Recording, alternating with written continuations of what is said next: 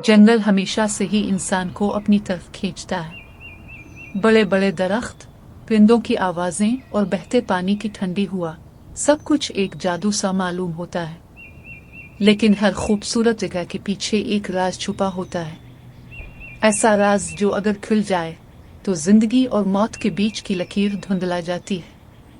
इसी जंगल में एक पुराना झरना है जिसके मुतालिक गांव वाले अजीब कहानियां सुनाते हैं।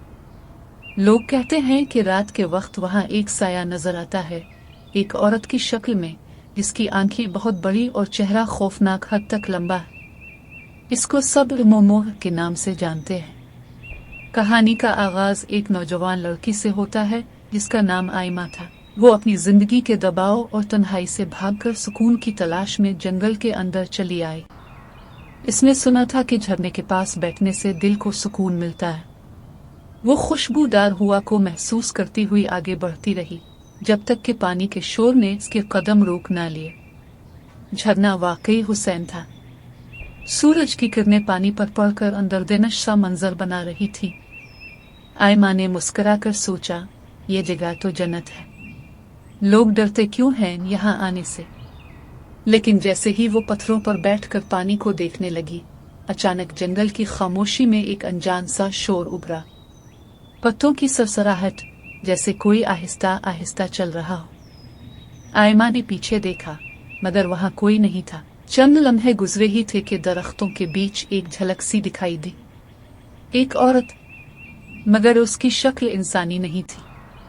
बड़ी बड़ी उभरी आंखें, अजीब मुस्कुराहट और लंबी उंगलियां जो अंधेरे में साफ नजर आ रही थी। आयमा का दिल जोर जोर से धड़कने लगा। वो फौरन उठी और भागने लगी। लेकिन अजीब बात यह थी कि मोमो बार बार उसके सामने आ जाती थी। कभी एक दरख्त के पीछे, कभी झरने के पास, और कभी बिल्कुल करीब। हर बार उसकी मुस्कुराहट और भी खौफनाक होती जाती।